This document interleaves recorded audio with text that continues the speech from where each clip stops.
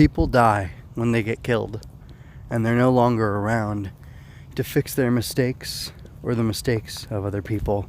And all they can really do as they breathe their last breath is hope that the next generation will make the world into a better place, into the place that they themselves failed to make it, or into the place that they put into a sorry state. This is MJ. You are listening to King of Hearts, Queen of Sorrows, my platform for discussing one of my favorite anime of all time, Mobile Fighter G Gundam. This time I'm talking about G Gundam episode 45, which has the death of Master Asia. I've entitled this episode, "Look, the East is Burning Red," after the saying of the School of the Undefeated of the East. These are the last words that Domon and Master Asia share as Master Asia dies in Domon's arms. I don't know that it's fair to say that Domon killed Master Asia, but I do know it's fair to say that it was their final fight that helped bring Master Asia to his death. And in the final fight between the two of them, their souls speak to each other. They communicate through their fists like fighters do in Gundam, or in G Gundam. And Domon learns the true depths of the sorrow of Master's soul, and Master explains to Domon that the reason that he has embarked on this quest to empower the Dark Gundam, the Ultimate Gundam as it once was called, is because he saw the destruction that the Gundam fight, this fake war that humanity decided to put all its efforts into, all its resources into, I guess you could say. Wow, that's true. They put all this focus and energy and technology into this fake war so that every 4 years power could be handed off from one nation to the next. And they were so concerned with their short-term political goals that they neglected the ruin that the Gundam fight was wreaking on the planet. And when Master Asia, I guess, finally participated in it in the last Gundam fight, he saw all the damage that was incurred, and he was remorseful that he participated in harming the earth and harming nature, and he decided the only way, or once he encountered the Dark Gundam with its malfunctioning programming that had decided that humans were the issue, and that eliminating human life would preserve the earth and allow nature to regenerate, he bought hook, line, and sinker into it and decided to do that. Now, the most interesting thing to me is that at the end of this episode, or as at the end of the match really, as Domon is dying, or as Master Asia is dying, the crest of the King of Hearts glows on his hand. So he was never not worthy of the title of King of Hearts. But he had a different idea about how to bring about the positive change for the world.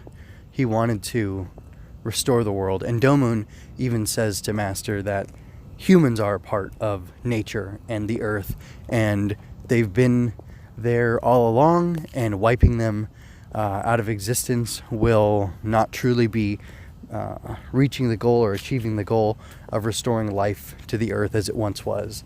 And this isn't something that is really dealt with in the episode, and it's not something I want to dwell on necessarily because honestly I'm running out of time.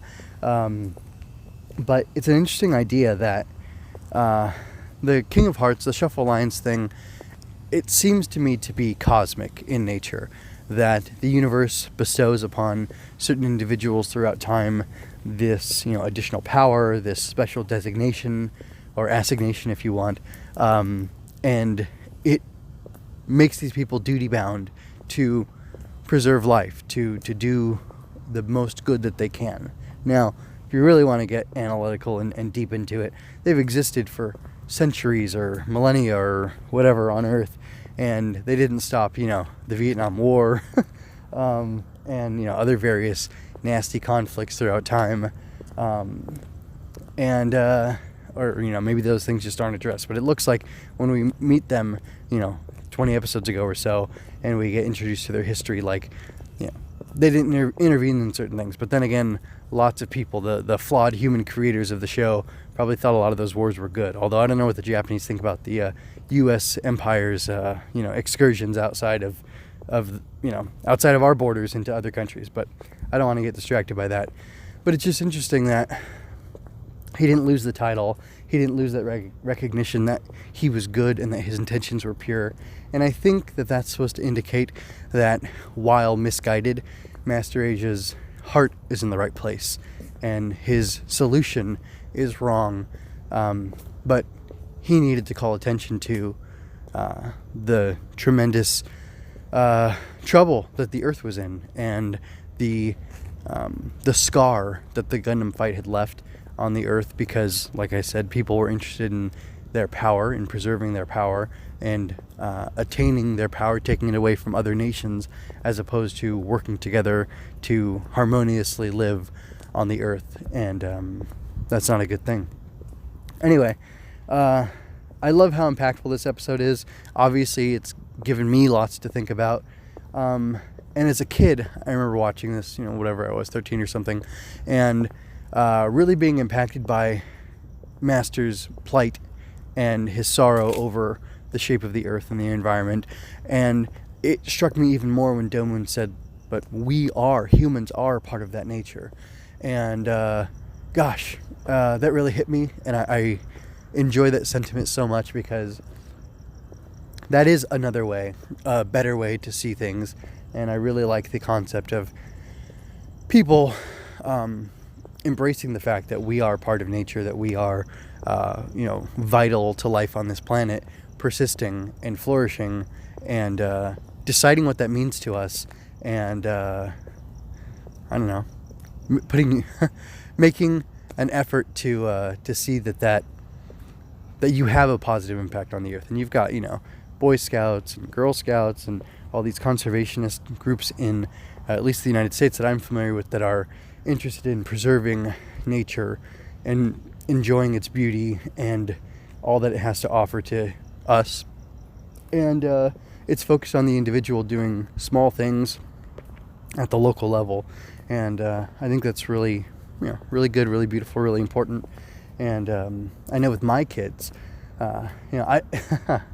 it's funny. There's like a father-son thing between Master and Domon, and he's the closest thing he has to a father, especially because his dad's been on ice for years, or I guess it's only really been a year, but either way, he was a father figure to Domon, and now Master leaves Domon with sharing his heart with him, telling him what's important to him, and all he can do is hope that Domon makes the future brighter and better. And the Shuffle Alliance, as their souls meet up with Master Asia's as he's dying, or as he is dead, and drifting off into the cosmos, they basically echo that same sentiment, that all they can do is trust in the next Shuffle Alliance, that they will do things right, that they can see things better than the previous generation had, and that they can make an impact on the world. And I don't know, it's just a very hopeful message. It's a little somber, but it's very hopeful, and I really love how it's all wrapped up in awesome mecha fights. So that's all I really have to say. Really like this episode. Again, this stuff here at the end is probably why G Gundam is one of my favorite anime. It's just so darn good, and I love the messages in it, and I love how broad it is, and I can interpret it this way and you can interpret it that way, and that's a good thing about art. But ultimately I think that it's having a really good impact and sharing a really awesome message. And that's all I have to say.